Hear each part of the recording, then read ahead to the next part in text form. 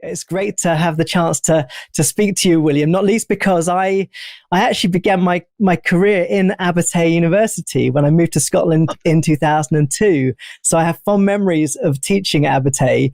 And of course, everyone knows its reputation in gaming and education and all the things that you do. But what I think is really remarkable and that everyone needs to understand is that kind of gaming has come out of a range of different worlds. I know that you have a background in cinema studies, and I think those range of media and entertainment and creative industries that surround esports are very much part of that ecosystem and part of why it's so exciting now, because so much innovation is taking place. So I believe you've got a 10-15 minute presentation, and then we'll jump into a conversation with Mark McCready from Queen Margaret University. So over to you. Well, hello, everyone. I'm William Huber. I'm the head of the Center for Excellence in Game Education at Abertay University.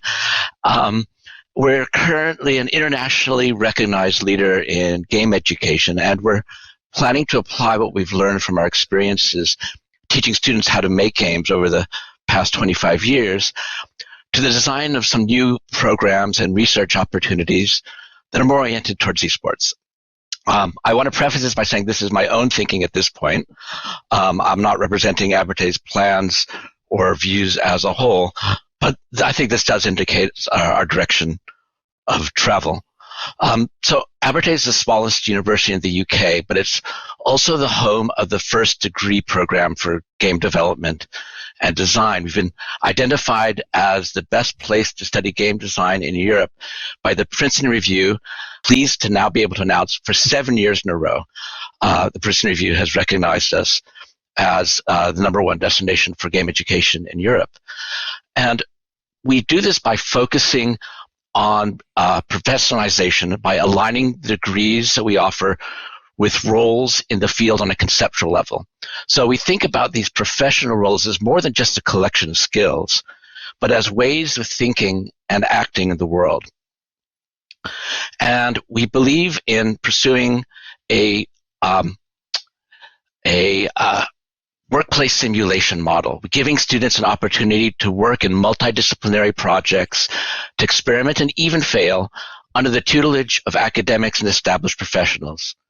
So we're planning to bring these principles with us as we move into esports education. So esports are a different collection of professional roles than game design and development are, although we are also excited about ways where we can intersect design and development with esports. But despite the title, a generic esports degree doesn't make a lot of sense at the university level outside of the context of specific roles and professions. A degree that prepares you for a career in esports can take a number of forms. There's a shared foundational knowledge across these different roles, but upon these foundations, there are some important differentiations to be made. And so we need to design programs which correspond to the areas of professional life and the ways of thinking and acting appropriate to each one, from esports athletes and coaches to events producers to people doing media production, shoutcasting, and performance. So the way I'm going to explain how we're thinking about this is by giving you little design fictions, little stories from the near future about student journeys through our different degree programs and into their careers, looking at what their background and their aspirations are and how the kind of education we hope to be able to provide in esports will prepare them for that journey. And the first role I want to talk about is the event producer. And I'm the event producer. We are imagining someone perhaps born and raised in Dundee.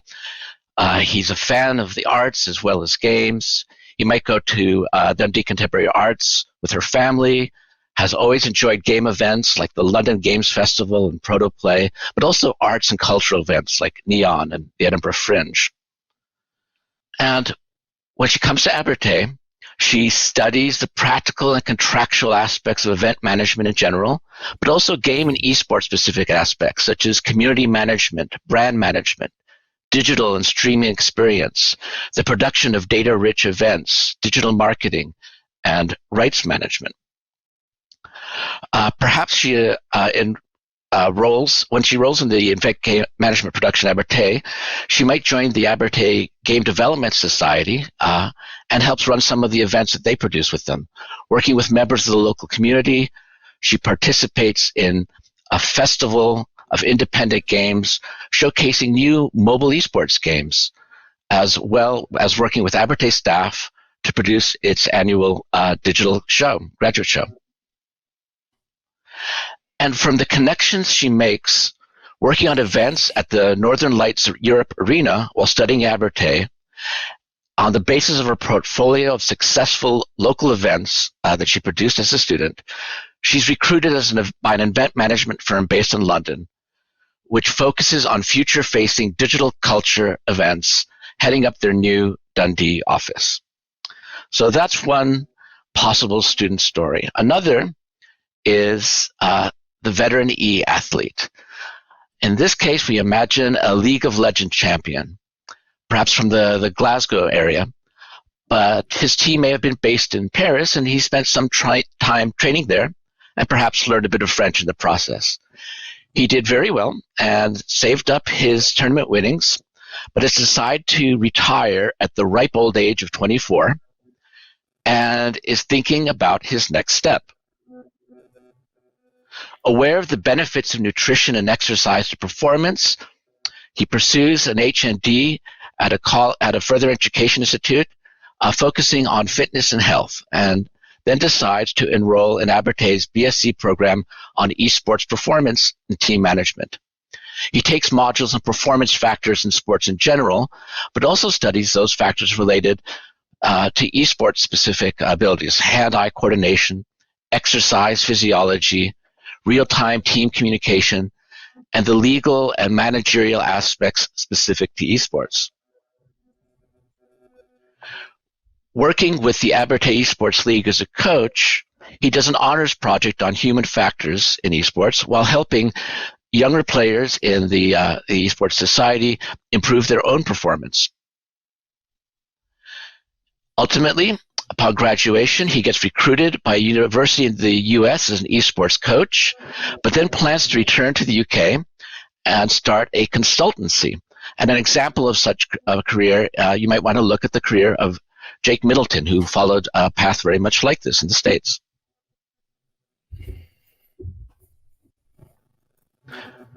Next, I want to talk about the content creator. I'm imagining someone from the London area, someone with a lot of energy and aspiration, but perhaps sometimes feels a bit isolated. In secondary school, she had a Twitch stream that was fairly popular, but she sort of hit a ceiling with her production skills, and she's trying to figure out how to take it to the next level. She's also interested in new forms of content creation. She streams her playing, and she would like to do some shoutcasting, but also explore other interests while boosting her confidence and increasing her portfolio, expanding her portfolio. So she enrolls in Abertay's media production streaming program, where she learns about media aesthetics, digital culture, video production and sound engineering, and performance. She participates in Abertay Live, which is a student society focusing on streaming and broadcasting. She gets more experience shoutcasting for tournaments while working with other media production teams to cover live events at the Northern Lights Europe Arena. She learns about marketing and project management, as well as editing. And upon graduation, she turns her fourth-year project into a career as a travel experience content creator and documentarist, working with other businesses in both the media and travel sectors. Finally, higher education is also research-led and involves research. So I'm going to describe a postgraduate research student's journey as well.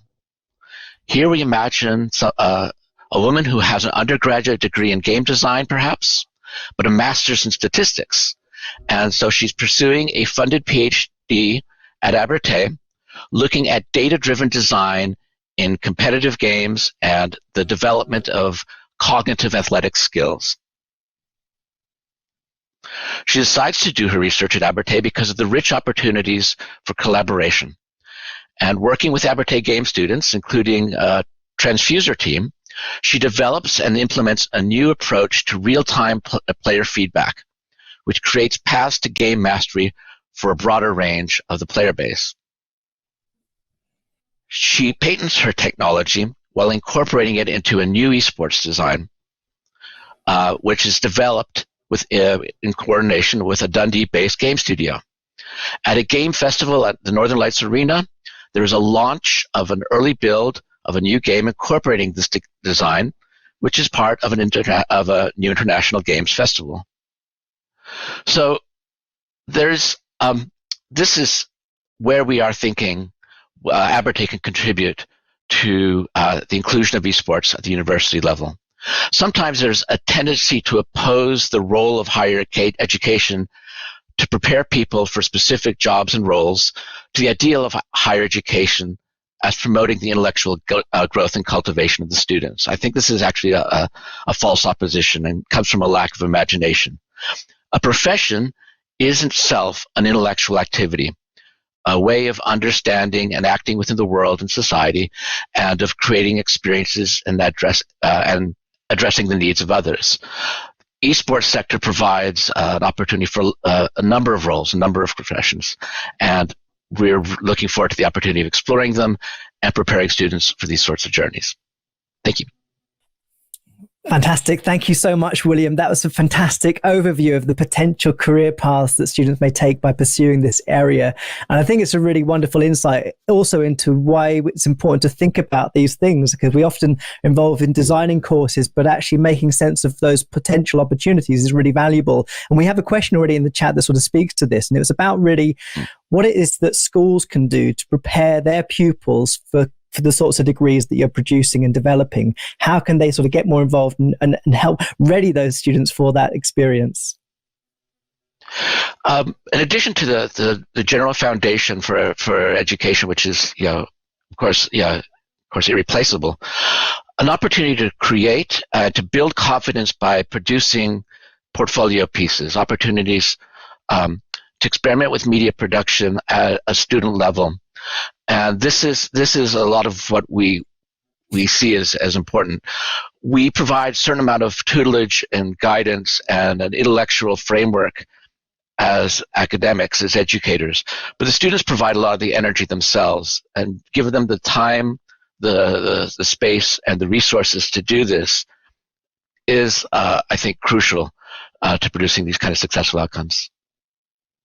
And you mentioned also the postgraduate, the researchers that may pursue this. And I know that you're president of the Digital Games Research Association, which was one of the first institutions I presented at many, many years ago now. I think it was when France Meyer was president. And I remember being in one of the big sessions, and they set up a massively multiplayer game of scissor, paper, stone, which is just fantastic. But I think that research network around the disciplines just speaks to the kind of maturity of the area and how much is happening at the university level around this world of esports. So it's gone quite far, hasn't it, over the last sort of 20 years?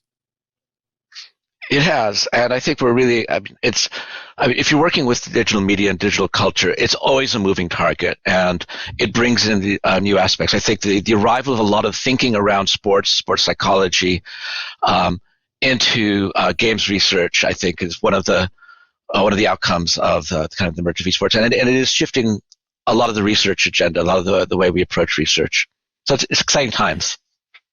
It really is. And I think what draws me to esports is often the experimentation that's happening around that world. So we see a whole range of creative professionals trying to explore the kind of language and grammar of esports in the creation of events that are often quite pioneering in their staging, but also in trying to think through this new sort of culture of practice that is emerging. And I'm delighted to bring in Mark at this point, who's a final year student at Queen Margaret University and is perhaps one of those people that's been on the pathway into university that you described. So I hope William's going to stick with us as well within the chat so we can have a bit more of a conversation.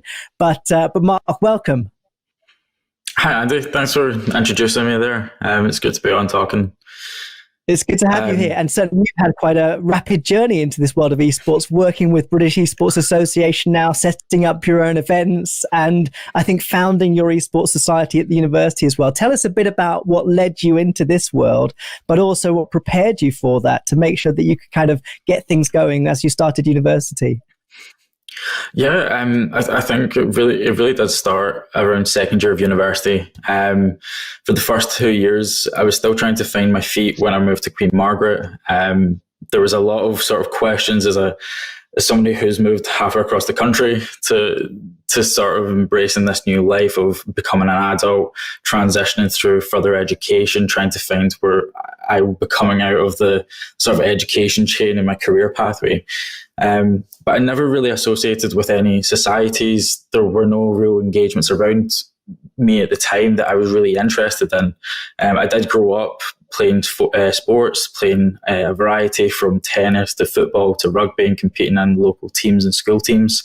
But when I moved towards university, I started to play a lot more video games as a way of connecting with some of my friends, especially from high school and some of the friends that I had back home. And especially with a network moving away, that I had some friends going to St Andrews, I had some friends going up to Aberdeen, and some staying more locally in the Glasgow area. It was an opportunity for us all to stay connected over a distance, and that was about 5 years ago. So we're now moving forward to the point where in second year, I looked around at what was really in the university, being a very health professional orientated school. You would think that they wouldn't be engaging with any games or esports, but when I took the initiative to set up the Esports Society along with a couple of friends that I made for my course, we started to see a lot of people showing interest and excitement in games and esports as a sort of escape, but also related to their courses, looking at different career pathways moving forward. And it really did set up from about 10 students in a university of around 8,000 students to 25 last year, and now we're near the 40 mark over COVID. So we've actually gained more student members over that period of time. And it's led on to a lot of different opportunities that I can speak highly of, including this as being part of the team developing this as a student, and the opportunities that will help provide along the way, and networking opportunities for you all to meet other like-minded people. But the great thing about the university scene is, especially within Scotland, we're such a small knitted country where we've got a perfect number of universities.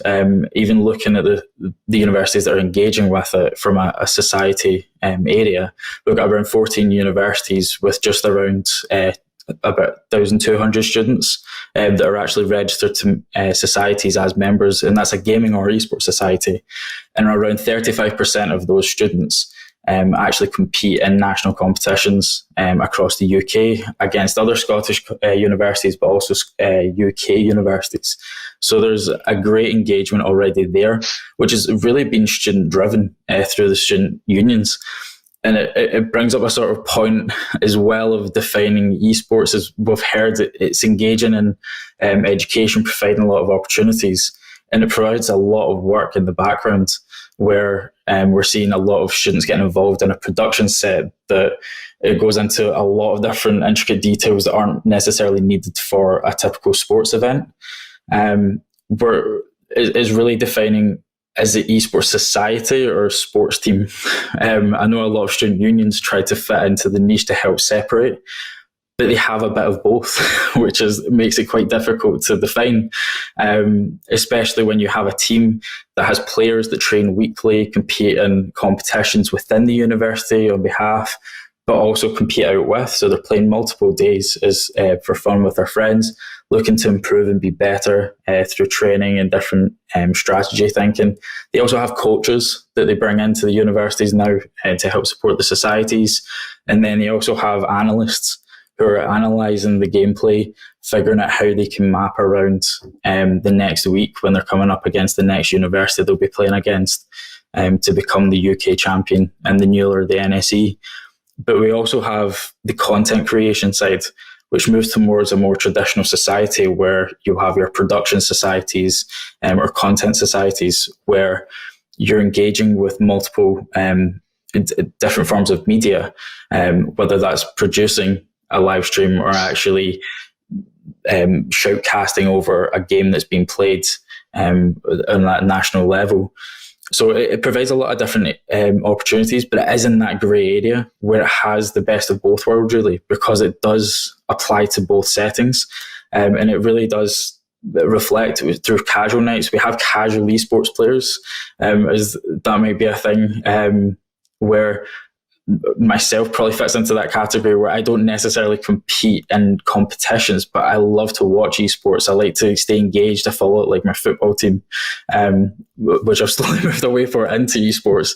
But this is something that people usually do, and they have the casual nights where they sit down and they play games with their friends in an esports setting, without having that high-end competitive environment.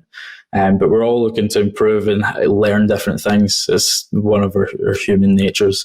But really looking at the benefits and the responsibilities and what skills you develop through extracurricular activities. I know William just done a fantastic piece on what you can gain out of an actual esports qualification, but it's the opportunities within a university, a school or a college that can be supported out with, where you can actually learn a lot more using the skills that you've developed throughout your course. Being a human biology student, I've really pushed into research aspects, and I've actually had the pleasure of working with the likes of Andy Maya, and one of our other spokespersons today, Dr. Aaron Koshy, on a journal for the International Journal of Esports, where I've been able to apply my hobby and aspirations of becoming that research area into my hobby of esports and really identify that key area. But within committees, you have responsibilities of your presidents, who have to set a sort of precedence across of what's going to be achieved that year.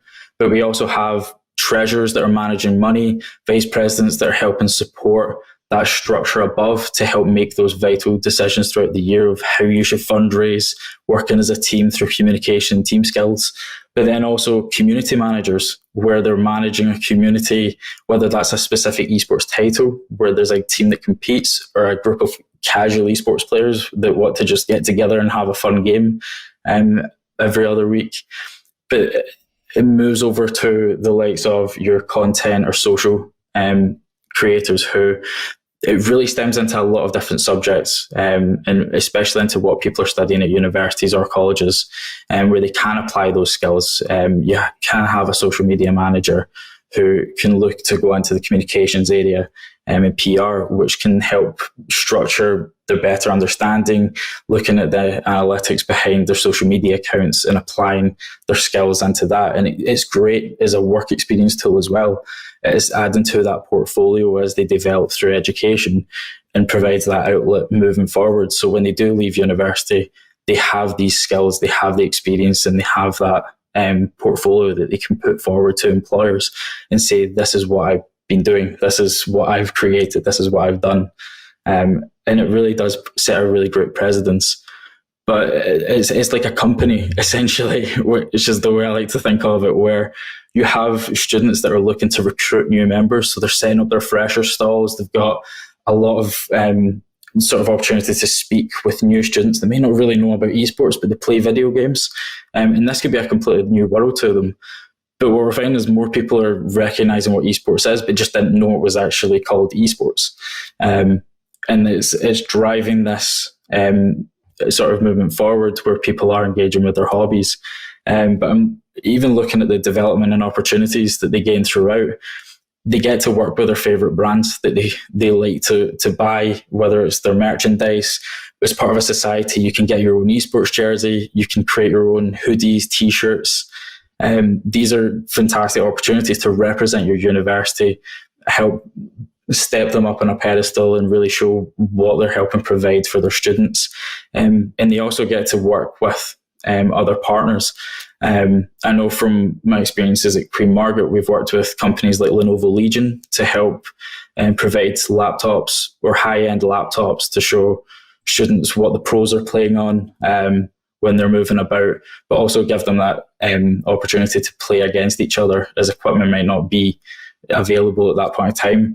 They also have been able to connect over platforms like Discord, which Discord usually has an events program where you can register as a coordinator, and they can provide some merchandise, even to write games through the Neo and NSE, who have provided merchandise as well. So it's really engaging in what we're starting to see in this student environment, as these companies are actually taking advantage of esports to engage with their audience, engage with the people that are actually getting involved with esports.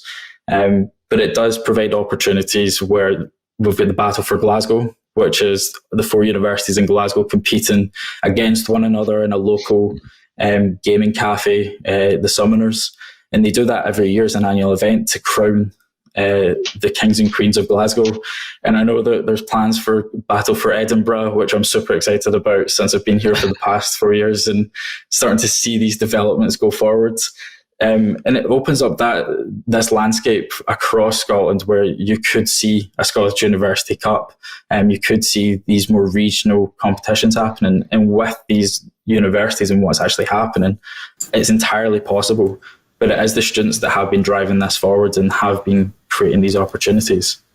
And it does open future pathways and corridors for them moving forward, especially from what I've been doing with a passion of helping develop the esports scene in Scotland. So it really is a fantastic opportunity. And I would urge, if you are part of a university, school or college, do think about setting up or helping support students set up these clubs or societies or sports teams. Depends on how you look at it, through the student unions or if there is one, because it really does provide that platform for students to express their creative skills. That's fantastic. Thanks so much there, Mark. I mean, I love the idea of thinking about the Esports Society as a company. And William, certainly great to have you back. And I think Mark is one of your kind of exemplar profile students, really, in terms of career path. But I wonder also, I would imagine that certainly Abertay and elsewhere, a big part of the sort of attraction in developing a range of skills is the partnerships that you have with institutions involved with the gaming companies. Is that a big part of life at Abertay? It is. I mean, we have a very close relationship with the Dundee Creative Hub. In fact, the UK game industry in general. And I think that when we look towards the development of the esports program, I think part of our own unique take in it is going to be a close link also with the design and development culture and the data science aspect of it too. I think each institution is going to have its own flavor, its own approach towards working with esports. But I think we have a lot to work with at Abertay. That's pretty exciting. And you've been around for this in this sort of gaming world for quite a long time now. And I wonder whether you see the sort of rise of esports changing the sort of dynamic of the ecosystem, or how has it affected the way in which you sort of approach teaching gaming within your programs? Well, it is, as Chester pointed out in his keynote, there is still a difference between esports and gaming, and the gaming sector is very big and includes a lot of experiences, many of which are competitive, others which are story-driven, others which are very single-player. So there's an intersection, and the excitement about esports is that it often captures a lot of that kind of competitive energy, but can bring people into an engagement with digital media that then moves into other kinds of experience as well. So I see them as being in dialogue with each other. I see. And Mark, we've got lots of questions coming in for you about how students can get more involved. So how would you sort of advise students to start beginning setting up a society? What's the starting point for them? Yeah, I think at this point, within even just speaking off the Scottish universities alone, there are esports societies. I believe there's about 19 universities in Scotland, and 14 actually have an esports society set up, and those are the sort of more higher profile with the high student count. So there are these societies set up. I think it's about trying to engage them with the societies, make them aware that they actually exist in the first place. I know that's been a situation with ourselves of how do we get people that might not know exactly what esports is, but they are bringing their PlayStations, their Xboxes, maybe onto campus and halls, and they're playing with their friends. playing in online competitions, but they don't quite know it's there. So I think it's the transparency side of just making it aware that these societies do exist, and they might be hidden under gaming societies with an esports section, or whether it's an esports with a gaming society setting. It's really open, but they do exist.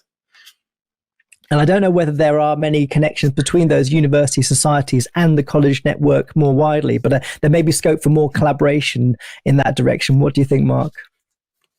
Yeah, I think touching a lot of it was around the universities there, but within the colleges, we do have examples of it with the likes of Forth Valley College that have set up their society. And I believe, speaking to our next guest, they've discussed that they've had over 100 members, and they're now looking out with the college of getting more people involved and learning a bit more about what the college is doing through their society. So it's really about expanding and bringing people in to that setting. And a lot of colleges do have that step to take where they can create these extracurricular clubs, but they are really beneficial in the long run, and they do help support any sort of educational curriculum teaching that you are teaching at the college or university, even into the schools. We do have schools across England and the rest of the UK that compete in the championships for British Esports. So it's just about helping develop that infrastructure and helping support it from an institutional perspective. And I'm really delighted that Fiona from Pearson has mentioned that there's also a BTEC pathway in esports now that the British Esports Association has developed with Pearson. And I think that's a fantastic way to start to think about building curriculum across your college and to provide those opportunities for students that perhaps set them on a path towards esports. But I wonder, Mark, that there's also a question about whether there's a kind of pipeline from esports at sort of university student society level into professional competition. Do you see that there's much happening there, or what's your perspective? Yeah, we even see it from examples of people from the early days of esports, where you have the likes of Snoopy, who is actually moved to California now. I believe he's in San Francisco, and he's developed his own company, but he used to be a professional League of Legends player back when the scene was starting to develop, and I believe he's actually competing in the first ever World Championship setting. And we're now seeing students being picked up by amateur teams from a playing setting itself, where they're competing for amateur teams, and they're also looking to go into more professional teams as they develop over time. Because when you look at young players, they usually, I'm saying young, it's usually about 16 to 17 compared to your traditional sports where they can play into the late 30s. You usually see an average of players retiring in their mid 20s to late 20s. So young is young, but there are a lot of opportunities, even for myself as a human biology student, which might not fit into that sort of stigma around gaming or esports. There's opportunities for myself out with where I can go into further research, help lay the foundations through a research background. If you are in nutrition, there's multiple avenues to be involved through other dietitians and providing nutritional advice and information to players and teams. Fantastic. Well, thanks so much, Mark and William, for your contributions. We've got some more questions to cover, but we're running out of time, so hopefully we'll get back to them in the next session. But we're going to move over to our next session in a moment, which is looking about gaming to learn and feeding the pipelines and building community. So I think some of these themes will be touched on in a moment. But thank you very much, Mark and William.